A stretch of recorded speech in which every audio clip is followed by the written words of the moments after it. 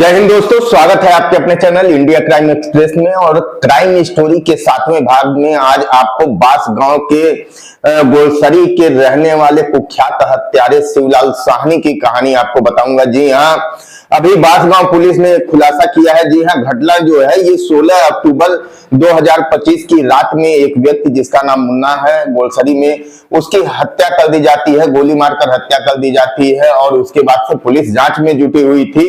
और इस घटना के संबंध में लोगों का कहना यह था कि ये हत्या नहीं है, ये आत्महत्या है, असलाह वहीं पे रहा होगा, वो गोली मार लिया होगा।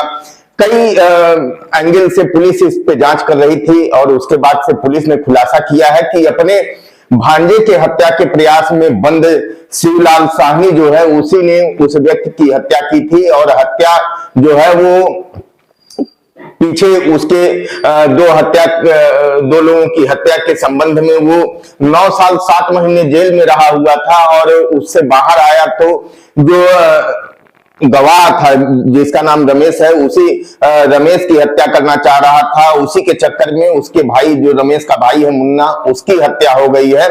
जिसके बाद पुलिस ने जिला कारागार में निरुद्ध शिवलाल साहनी का रिमांड लिया और उसके बाद गहनता से पूछताछ की। और इस घटना का खुलासा बास गांव पुलिस ने किया है। जी हां, बास गांव थाना प्रभारी जितेंद्र कुमार सिंह ने बातचीत में पूरी कहानी जो इंडिया क्राइम एक्सप्रेस को बताई, उस घटना की कहानी बताई जिससे क्राइम स्टोरी 7 को तैयार किया गया है। तो अब आपको बताते हैं उसे कुख्यात हत्यारे शिवलाल साहनी की कहानी की, कैसे वो जराइम की दुनिया में कदम रखता है और कैसे एक के बाद एक घटनाओं को अंजाम देता है। क्या पूरी कहानी है तो अभी आपको सुनाते हैं। जी हाँ, घटना जो है ये अप्रैल 2011 की घटना है। एक प्रार्थना पत्र शिवलाल साहनी के खिलाफ पड़ता है। जी हाँ, राजा राम नाम का व्यक्ति जो कि गोलसरी का ही रहने वाला था, वो बार बार चीख के कह रहा था कि शिवलाल साहनी के द्वारा मुझे गोली मारने का प्रयास किया गया है। लेकिन पुलिस और लोग विश्वास नहीं कर पाए। जिसके बाद शिवलाल साहनी के ऊपर पहला जो मुकदमा पंजीकृत होता है वो 323, 504 और 506 यानी मारपीट और जान से मारने की धमकी देने के मामले में उसके ऊपर मुकदमा पंजीकृत किया जाता है। तो ये पहला मुकदमा है जो शिवलाल साहनी के ऊपर पंजीकृत होता है। और कहानी जो है ये कुछ साल पहले की है। उसके बाद उसके घर में कुछ शिवलाल साहनी जो है उसके घर में कुछ अकाल मृत्यु हो जाती है। जी हाँ, गोलसरी थाना बासगांव क्षेत्र का रहने वाला शिवलाल साहनी जिसके परिवार में अकाल मृत्यु हो जाती है, तो वो अपने भांजे धर्मराज साहनी के पास जाता है, जो कि शिवपुर थाना सिकरीगंज का रहने वाला है, जो पेशे से सोखैती वजैती का काम करता था। शिवलाल साहनी अपने भांजे धर्मराज चौहान के पास जाता है सोखैती कराने के लिए। और सोखैती के दौरान ही जो धर्मराज चौहान है, उसका भांजा धर्मराज चौहान है, वो बताता है कि गोलसरी के ही रहने वाले जो 2 सोखा हैं, जिनका एक का नाम गोरख है और एक का नाम एक का सोखा नाम है, गोरख नाम है, और एक का नाम घरभरन है। तो यही दोनों लोग जो हैं, इन्होंने ही कुछ करतब करा दिया है। और ये दोनों भी जो है, घरभरन और गोरख जो है, ये भी सोखैती का ही काम गोलसरी में करते थे।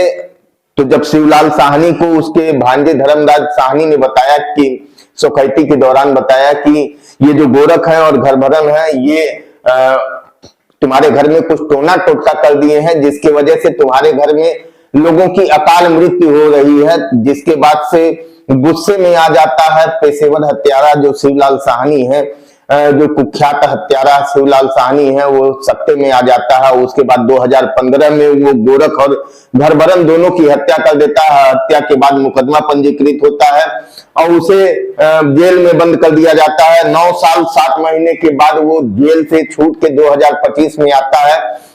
जिसके बाद जो मुकदमे का गवाह रमेश है, रमेश को मारने की कोशिश करता है और रमेश को मारने के चक्कर में वो उसके भाई मुन्ना की हत्या कर देता है। हत्या के बाद से बासगांव पुलिस जांच में जुटी हुई थी, लेकिन उसके बाद भी इसका पेट नहीं भरा और अपने भांजे जो धर्मराज साहनी है, इसका शिवपुर में जाकर उसकी हत्या का प्रयास करता है। और सोचने वाली बात यह है कि मुन्ना को जिस स्थान पे, शरीर की जिस जगह पे मुन्ना को गोली मारी थी, उसी ठीक सटीक उसी जगह पे उसने अपने भांजे धर्मराज चौहान को भी गोली मारी थी, जिसके बाद से सिकरीगंज पुलिस ने इसका खुलासा किया और हत्या के प्रयास में अपने भांजे की हत्या, जो इसका भांजा है धर्मराज साहनी जो है, इसके हत्या के प्रयास में शिवलाल साहनी को जेल हो जाता है।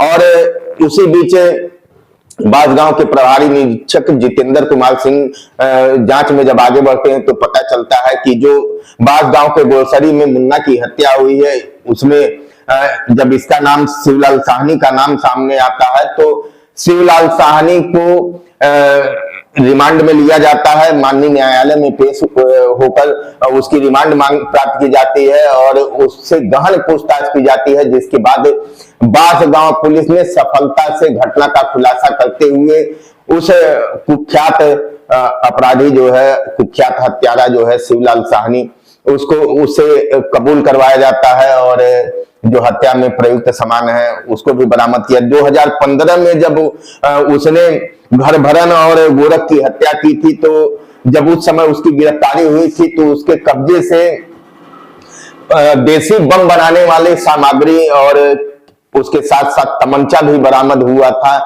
और जिसके बाद से वो 9 साल 7 महीने जेल में रहा था। और उसके बाद से फिर जेल से छूटते ही उसने फिर एक की हत्या कर दी और एक की हत्या करने का प्रयास किया। तो ये है कहानी जो बांसगांव के गोलसरी का रहने वाला शिवलाल साहनी है। ये है इसके कुख्यात हत्यारे शिवलाल साहनी की कहानी। तो क्राइम स्टोरी के अगले भाग में गोरखपुर या आसपास के जनपदों के और भी जो क्रिमिनल हैं, जो ऐसे क्रिमिनल हैं जिससे आप लोगों को, दर्शकों, आप लोगों को जानना चाहिए कि ऐसे लोगों से कैसे सावधान रहना चाहिए, कैसे बचना चाहिए।